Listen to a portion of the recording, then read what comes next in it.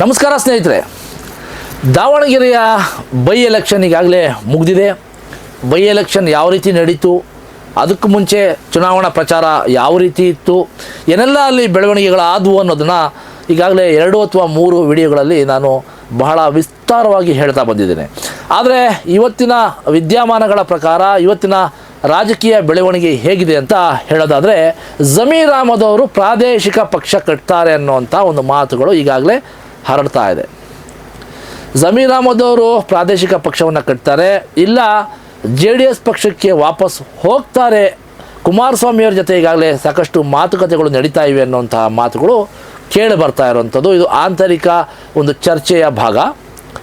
ಮುಂದಿನ ದಿನಗಳಲ್ಲಿ ಇವೆಲ್ಲವನ್ನು ಸಹ ಜಮೀರ್ ಅಹಮದ್ ಅವರು ಮಾಡ್ತಾರಾ, ಪ್ರಾದೇಶಿಕ ಪಕ್ಷ ಕಟ್ತಾರಾ ಅಥವಾ JDSಗೆ ಹೋಗ್ತಾರಾ ಅನ್ನೋದು ಬಹುದೊಡ್ಡ ಪ್ರಶ್ನೆ ಆಗಿರೋಂಥದ್ದು.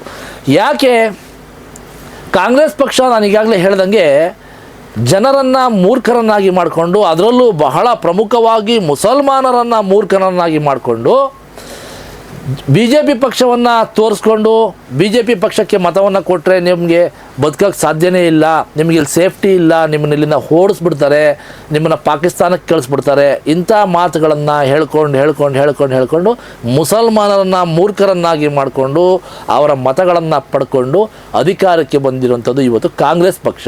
ಕಾಂಗ್ರೆಸ್ ಪಕ್ಷ ಅಧಿಕಾರಕ್ಕೆ ಬರೋಕ್ಕೆ ಮುಂಚೆ ಒಂದು ಹೇಳ್ತದೆ, ಕಾಂಗ್ರೆಸ್ ಪಕ್ಷ ಅಧಿಕಾರಕ್ಕೆ ಬಂದ ಮೇಲೆ ನಡ್ಕೊಳ್ಳೋ ರೀತಿಗಳೇ ಬೇರೆ ಇರ್ತವೆ. ದಾವಣಗೆರೆಯ ಬೈ ಎಲೆಕ್ಷನ್ ಚುನಾವಣೆಯಲ್ಲಿ ಶಾಮನೂರು ಶಿವಶಂಕರಪ್ಪನವರು ಈ ಬಾರಿಯ ಚುನಾವಣಾ ಟಿಕೆಟ್ ನನಗೆ ಕೊಡಿ, ಮುಂಬರುವಂತಹ ಚುನಾವಣೆಯಲ್ಲಿ ನಾನು ಸ್ಪರ್ಧೆ ಮಾಡೋದಿಲ್ಲ, ಆ ಟಿಕೆಟನ್ನು ಮುಸ್ಲಿಂ ಸಮುದಾಯಕ್ಕೆ ಕೊಡಿಸುವಂಥ ಎಲ್ಲ ಪ್ರಯತ್ನಗಳನ್ನು ನಾನು ಮಾಡ್ತೀನಿ, ಕೊಡಬೇಕು ಕೂಡ ಅಂತ ಮಾತನ್ನು ಕೊಟ್ಟಿರ್ತಾರೆ. ಅದರಂತೆ ಶಾಮನೂರು ಶಿವಶಂಕರಪ್ಪನವರ ವಿಧಿವಶವಾದ ನಂತರ ಆ ಟಿಕೆಟನ್ನು ಮುಸ್ಲಿಂ ಸಮುದಾಯಕ್ಕೆ ಕೊಡಬೇಕು ಅನ್ನುವಂಥ ಒಂದು ಒತ್ತಾಯವನ್ನು ಜಮೀರ್ ಅಹಮದ್ ಅವರು ಮಾಡಿರ್ತಾರೆ. ಜಮೀರ್ ಅಹಮದ್ ಅವರ ಮಾತಿಗೆ ಕವಡೆ ಕಾಸಿನ ಕಿಮ್ಮತ್ತು ಕೊಡದಂತಹ ರಾಜ್ಯ ಸರ್ಕಾರ ಕಡೆಗೂ ಸಮರ್ಥನಿಗೆ ಟಿಕೆಟ್ ಕೊಡುತ್ತೆ. ಸಮರ್ಥನಿಗೆ ಟಿಕೆಟ್ ಕೊಟ್ಟಿದ್ದು ನಿಜಕ್ಕೂ ವಿಪರ್ಯಾಸವೇ ಸರಿ. BJP ಪಕ್ಷದಲ್ಲಿ ಕಾರ್ಯಕರ್ತರನ್ನು ಕೆಳಮಟ್ಟದಿಂದ ಗುರುತಿಸಿ ಒಬ್ಬ ಒಳ್ಳೆ ಕಾರ್ಯಕರ್ತನಿಗೆ, ಪಕ್ಷಕ್ಕಾಗಿ ದುಡಿದಂಥವ್ರಿಗೆ ಟಿಕೆಟನ್ನು BJP ಪಕ್ಷ ಕೊಡುತ್ತೆ. ಕಾಂಗ್ರೆಸ್ಸಲ್ಲಿ ಬಲಾಢ್ಯ ವ್ಯಕ್ತಿಗಳಿಗೆ, ಹಣವಂತರಿಗೆ, ಸಿರಿವಂತರಿಗೆ ಮಣೆಯನ್ನು ಹಾಕುತ್ತೆ. ಸಮರ್ಥ ಅನ್ನುವಂತಹ ಹುಡುಗ ಪಕ್ಷ ಸಂಘಟನೆ ಮಾಡಲಿಲ್ಲ, ಒಂದು ಬಂಟಿಂಗ್ಸ್ ಕಟ್ಟಲಿಲ್ಲ, ಪಕ್ಷದ ಪರವಾಗಿ ಒಂದು ಹೋರಾಟ ಮಾಡಲಿಲ್ಲ, ಜೈಕಾರ ಕೂಗಲಿಲ್ಲ, ಏನೂ ಮಾಡಲಿಲ್ಲ. ಏಕಾಏಕಿ ಆ ಹುಡುಗನನ್ನು ಕರ್ಕೊಂಬಂದು ಚುನಾವಣೆ ಅಖಾಡದಲ್ಲಿ ಇಳಿಸಿರುವಂತಹ ಕಾಂಗ್ರೆಸ್ ಸರ್ಕಾರ ಮುಸಲ್ಮಾನರಿಗೆ ನಿಜಕ್ಕೂ ಬಹಳ ದೊಡ್ಡ ಮೋಸ ಮತ್ತು ಅನ್ಯಾಯವನ್ನು ಮಾಡಿದೆ. ಈ ಮೋಸ ಮತ್ತು ಅನ್ಯಾಯಕ್ಕೆ ಪ್ರತಿಕಾರ ತೀರಿಸಿಕೊಳ್ಳೇಬೇಕು ಅನ್ನೋವಂಥ ನಿಟ್ಟಿನಲ್ಲಿ ರಾಜ್ಯದ ವಿವಿಧ ಮೂಲೆಗಳಿಂದ ದಾವಣಗೆರೆಗೆ ಸಾಕಷ್ಟು ಮುಸಲ್ಮಾನ ಮುಖಂಡರು ಬಂದು ಸೇರಿದರು. ಏನಾದರೂ ಮಾಡಿ ಸಮರ್ಥನಿಗೆ ಸೋಲಿಸಬೇಕು. ಇಲ್ಲಿ ಸಮರ್ಥನ ಸೋಲಿಗಾಗಿ ಹೋರಾಟ, ಕಾಂಗ್ರೆಸ್ ಸೋಲಿಗಲ್ಲ. ಕಾಂಗ್ರೆಸ್ ಪಕ್ಷಕ್ಕೆ ಒಂದು ಪಾಠವನ್ನು ಕಲಿಸ್ಬೇಕು, ಆ ಪಾಠವನ್ನು ಸಮರ್ಥನ ಸೋಲಿನಿಂದಲೇ ಕಲಿಸ್ಬೇಕು ಅನ್ನೋವಂಥ ಎಲ್ಲ ರೂಪರೇಷೆಗಳನ್ನು ಅಲ್ಲಿ ಮಾಡ್ಕೊಂಡಿದ್ದು. ನಾವು ಸಹ 4 ಅಥವಾ 5 ದಿವಸಗಳ ಕಾಲ ದಾವಣಗೆರೆಯಲ್ಲಿ ಹೋಗಿ ಗ್ರೌಂಡ್ ಲೆವೆಲಲ್ಲಿ ಕೆಲಸ ಮಾಡಿ ಎಲ್ಲ ಸುದ್ದಿಗಳನ್ನು ಸಮಾಜದ ಮುಂದೆ ತರುವಂಥ ಕೆಲಸವನ್ನು ಮಾಡಿದ್ವಿ. ಆದರೆ ಇದೆಲ್ಲ ಬೆಳವಣಿಗೆಗಳ ಹಿಂದೆ ಜಮೀರ್ ಅಹಮದ್ ಅವರು ಫಂಡಿಂಗ್ ಮಾಡಿದ್ದಾರೆ. ಸುಮಾರು 10 ಕೋಟಿ ಹಣವನ್ನು ಬೇರೆ ಬೇರೆ ಪಕ್ಷಗಳಿಗೆ ಸಹಾಯ ಮಾಡೋದ್ರ ಮೂಲಕ ಕಾಂಗ್ರೆಸ್ ಪಕ್ಷವನ್ನು ಸೋಲಿಸಲೇಬೇಕು ಅನ್ನುವಂಥ ಹುನ್ನಾರವನ್ನು ಮಾಡಿದ್ದಾರೆ. ಒಳೇಟನ್ನು ಕೊಟ್ಟಿದ್ದಾರೆ ಜಮೀರ್ ಅಹಮದ್ ಅವರು. ಜಮೀರ್ ಅಹಮದ್ ಅವರ ಜೊತೆಯಲ್ಲಿ ಸಾಕಷ್ಟು ಇನ್ನು ಕೆಲವು ಮುಖಂಡರು ಭಾಗಿಯಾಗಿದ್ದಾರೆ ಅನ್ನುವಂಥ ಆಕ್ರೋಶ, ಅಸಮಾಧಾನವನ್ನು ರಿಜ್ವಾನ್ ಅರ್ಷದ್ ಹಾಗೂ ಸಲೀಂ ಅಹಮದ್ ಅವರು ಮಾಡಿರುವಂಥದ್ದು. ಒಂದು ಪ್ರೆಸ್ ಮೀಟ್ ಮಾಡ್ತಾರೆ ಬೆಂಗಳೂರಿನಲ್ಲಿ ಚುನಾವಣೆ ನಂತರದ ದಿನಗಳಲ್ಲಿ. ಆ ಪ್ರೆಸ್ ಮೀಟ್ನಲ್ಲಿ ಒಂದು ಅಸಮಾಧಾನವನ್ನು ವ್ಯಕ್ತಪಡಿಸ್ತಾರೆ, ಒಂದು ಬೇಸರವನ್ನು ವ್ಯಕ್ತಪಡಿಸ್ತಾರೆ. ನಮ್ಮದೇ ಒಂದು ಪಕ್ಷದ ಕೆಲವು ಮುಸಲ್ಮಾನ್ ನಾಯಕರು ದಾವಣಗೆರೆಯಲ್ಲಿ ಸಮರ್ಥನ ಸೋಲ್ಸೋಕ್ಕೋಸ್ಕರ ಫಂಡಿಂಗನ್ನು ಮಾಡಿದ್ದಾರೆ, ಹಣ ಸಹಾಯವನ್ನು ಬೇರೆ ಪಕ್ಷದವರಿಗೆ ಮಾಡಿದ್ದಾರೆ ಅನ್ನೋಂಥ ಆರೋಪಗಳನ್ನು ಮಾಡ್ತಾರೆ.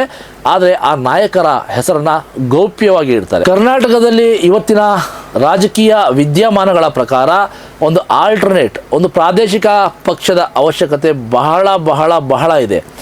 1999ರಲ್ಲಿ ಬಂದಂತಹ JDS ಪಕ್ಷ ತನ್ನ ಸಿದ್ಧಾಂತಗಳನ್ನು ಪಾಲನೆ ಮಾಡಿಕೊಂಡು ಆ ಒಂದು ತತ್ವ ಸಿದ್ಧಾಂತಗಳ ನಿಲುವಿನ ಮೇಲೆ ಇವತ್ತು ರಾಜಕಾರಣವನ್ನು ಮಾಡಿದರೆ ಇವತ್ತು ಬಹುಶಃ ಕಾಂಗ್ರೆಸ್ ಸರ್ಕಾರ ಅಧಿಕಾರದಲ್ಲಿ ಇರ್ತಿರಲಿಲ್ಲ, ಕುಮಾರಣ್ಣ CM ಆಗಿರ್ತಾಯಿದ್ರು. ಯಾಕಂತ ಹೇಳಿದ್ರೆ ಬಿ ಜೆ ಪಿಗೆ ಮುಸಲ್ಮಾನರು ಮತವನ್ನು ಕೊಡೋದಿಲ್ಲ. ಕಾರಣ ಮುಸಲ್ಮಾನರು ಬಿ ಜೆ ಪಿ ಪಕ್ಷವನ್ನು ಒಂದು ಕೋಮುವಾದಿ ಪಕ್ಷ ಅಂತಲೇ ಬಿಂಬಿಸುವಂಥದ್ದು. ಆ ಬಿ ಜೆ ಪಿ ಪಕ್ಷದವರು ಕೂಡ ಮುಸಲ್ಮಾನರನ್ನು ನೋಡುವಂಥ ದೃಷ್ಟಿಕೋನವೇ ಬೇರೆ.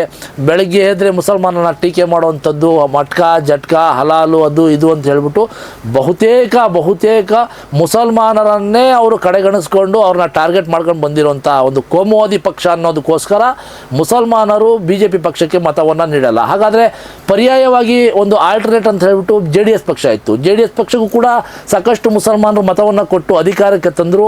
ಸಿ ಎಂ ಕೂಡ ಆಗಿದ್ದರು ಕುಮಾರಸ್ವಾಮಿ ಅವರು.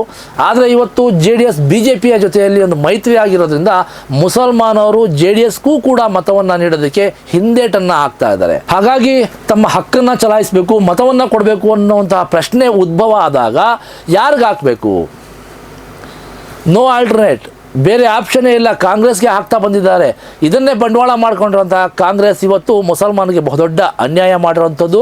ಇದನ್ನೆಲ್ಲ ಮನಸ್ಸಲ್ಲಿ ಇಟ್ಕೊಂಡಿರುವಂತಹ ಜಮೀರ್ ಅಹಮದ್ ಅವರು ತನ್ನದೇ ಆದಂತಹ ಒಂದು ಪ್ರಾದೇಶಿಕ ಪಕ್ಷವನ್ನು ಕಟ್ಟಲಿಕ್ಕೆ ಚಿಂತನೆಯನ್ನು ನಡೆಸ್ತಾ ಇದ್ದಾರೆ ಅಂತ ಸಾಕಷ್ಟು ವಿಚಾರಗಳು ಕೂಡ ನಮಗೆ ಬರ್ತಾ ಇರುವಂಥದ್ದು. ಮುಂಬರುವ ಮೇ 4ನೇ ತಾರೀಕಿನಂದು ರಿಸಲ್ಟ್ ಇರೋದ್ರಿಂದ ರಿಸಲ್ಟ್ ನಂತರ ಏನಾದರೂ ಜಮೀರ್ ಅಹಮದ್ ಅವ್ರನ್ನ ಕಾಂಗ್ರೆಸ್ ಸರ್ಕಾರ ಕೈ ಬಿಡುತ್ತಾ, ಅವರ ಸಚಿವ ಸ್ಥಾನದಿಂದ ಅವ್ರನ್ನ ಇಳಿಸ್ತಾರಾ, ಅದರಿಂದ ಆಕ್ರೋಶಗೊಂಡಂತಹ ಜಮೀರ್ ಅಹಮದ್ ಅವರ ನಿಲುವು ಏನಾಗಿರುತ್ತೆ, ಒಂದು ಪ್ರಾದೇಶಿಕ ಪಕ್ಷ ನಿಜವಾಗ್ಲೂ ಕಟ್ತಾರಾ ಅಥವಾ ಜೆ ಡಿ ಎಸ್ಗೆ ಹೋಗ್ತಾರಾ ಅನ್ನುವಂಥ ಮಾತುಗಳು ಸಾಕಷ್ಟು ಚರ್ಚೆ ಆಗ್ತಾ ಇರುವಂಥದ್ದು. ಜೆ ಡಿ ಎಸ್ನ ಏನು ಕುಮಾರಸ್ವಾಮಿ ಅವರಿದ್ದಾರೆ, ಅವ್ರ ಜೊತೆ ಈಗಾಗಲೇ ಸಾಕಷ್ಟು ಮಾತುಕತೆಯನ್ನು ಜಮೀರ್ ಅಹಮದ್ ಅವರು ಮಾಡ್ತಾ ಇದ್ದಾರೆ ಅನ್ನೋಂಥ ಸಾಕಷ್ಟು ವಿಚಾರಗಳು ಸಹ ನಮಗೆ ಬಂದಿರುವಂಥದ್ದು.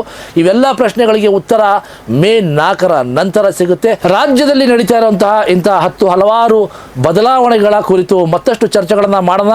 ನೋಡ್ತಾ ಇರಿ ಎದೆಗಾರಿಕೆ ಸುದ್ದಿವಾಹಿನಿ. ನಮಸ್ಕಾರ.